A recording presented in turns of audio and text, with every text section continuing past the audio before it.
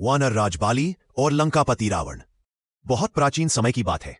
लंका का अधिपति रावण अपने अपार बल, विद्या और अहंकार के लिए प्रसिद्ध था। वह वेदों, शास्त्रों और युद्ध कला में निपुण था, परंतु उसके हृदय में अभिमान गहराई तक समाया हुआ था। उसे अपने बल पर उतना गर्व था कि वह स्वयं को अजेय समझने लगा था। एक दिन रावण को यह जात हुआ कि किष्किंधा का वानर राज बाली अत्यंत शक्तिशाली है। कहा जाता था कि युद्ध में बाली शत्रु की आधी शक्ति स्वयं में खींच लेता है। यह सुनकर रावण का अहंकार जाग उठा और उसने निश्चय किया कि वह बाली को पराजित कर अपनी श्रेष्ठता सिद्ध करेगा। रावण अपने पुष्पक विमान से किष्किंधा पहुंचा।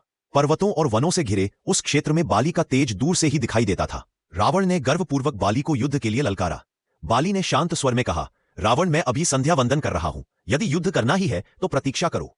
परंतु रावण ने इस बात को अपने अपमान के रूप में लिया और तुरंत आक्रमण कर दिया। भयंकर युद्ध छिड़ गया। दोनों योद्धाओं के प्रहारों से धरती कांप उठी। रावण ने अपने दिव्य अस्त्रों का प्रयोग किया, किंतु बाली की अद्भुत शक्ति के आगे वे निष्फल सिद्ध हुए। जैसे जैसे युद्ध बढ़ा, बाली रावण की आधी शक्ति अपने भीतर खींचता गया। अंततः बाली ने रावण को उठाकर किष्किंधा की परिक्रमा कराई और फिर उसे भूमि पर पटक दिया।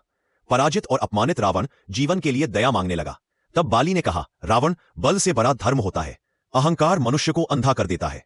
आज मैं तुम्हें छोड़ रहा हूं ताकि तुम यह स्मरण रखो कि संसार में कोई भी सर्वशक्तिमान नहीं। बाली ने रावण को जीवनदान दे दिया। लज्जित और पराजित रावण बिना कुछ कहे लंका लौट गया।